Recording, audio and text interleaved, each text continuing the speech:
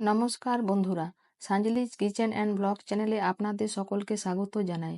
আশা করি আপনারা সকলেই ভালো আছেন।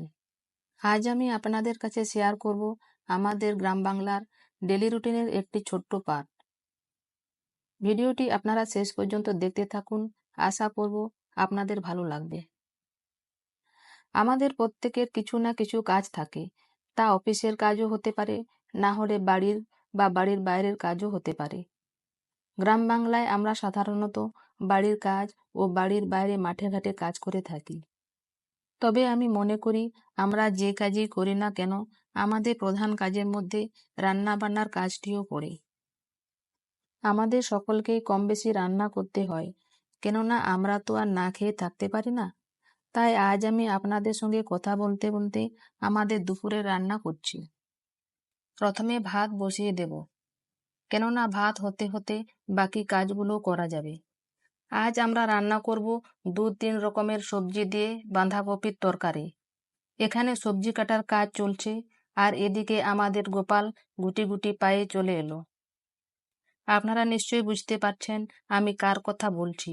হ্যাঁ, আপনারা ঠিকই বুঝতে পেরেছেন, আমি এই পাখিটির কথাই বলছি। গত বছর বাবা ঝড় বাদলের পর এই পাখিটিকে একেবারে ছোট্ট অবস্থায় উদ্ধার করেছিল, আর তখন থেকেই আমাদের বাড়িতে থাকে। বাবা আদর করে এর নাম রেখেছে গোপাল। ও সবসময় আমাদের সঙ্গেই থাকে। যাই হোক, আপনাদের সঙ্গে কথা বলতে বলতেই সবজি কাটার কাজ কমপ্লিট, আর এদিকে আমাদের ভাতও হয়ে গেছে। এবার মশলাটা করে তরকারিটা করব। অবশ্য রান্নাতে গুঁড়ো মশলা ব্যবহার করব, শুধুমাত্র আদা ও রসুন একটু বেটে নেব। বাড়ির বাকিরাও নিজেদের মতো কাজ করছে।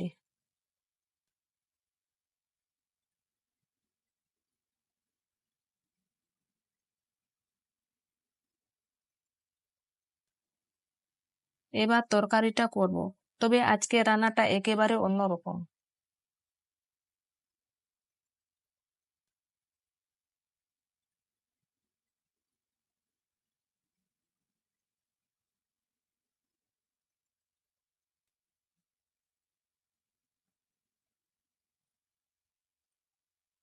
এখানে মা বসে আছে, আর বাবা হাঁসের বাচ্চাদের খাবার দিচ্ছে। বাবা এদের 3 বেলা খাবার দেয়, সকালে একবার দেওয়া হয়ে গেছে।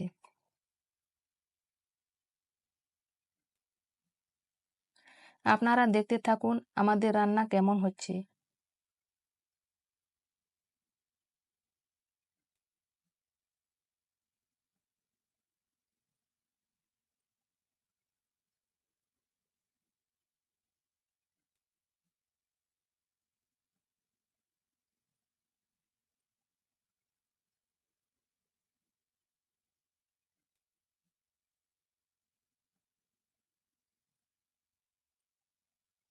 বন্ধুরা, আপনারা তো দেখতেই পাচ্ছেন, আজ আমরা টমেটো, আলু, বেগুন দিয়ে বাঁধাকপি রান্না করছি।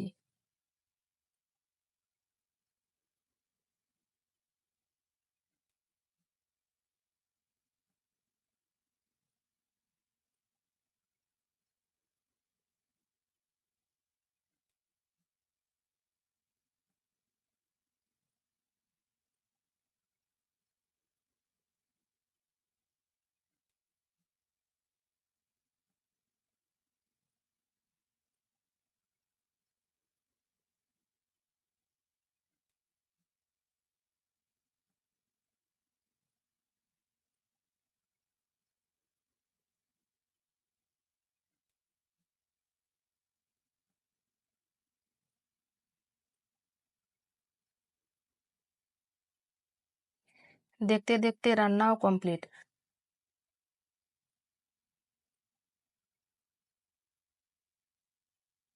আজকে আমাদের মেনু করলা ভাজা ও বাঁধাকপির তরকারি। এটা দিয়েই আজকে আমরা দুপুরের খাবার খাবো।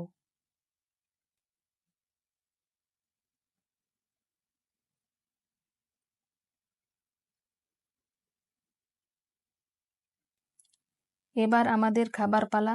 বাবা মা ও ছেলে মেয়েদেরকে খাবারটা দিয়ে আমরাও খাবো। তাহলে বন্ধুরা, আজকে এই পর্যন্তই। ভিডিওটি শেষ পর্যন্ত দেখার জন্য আমাদের তরফ থেকে আপনাদের সকলকে অনেক অনেক ধন্যবাদ।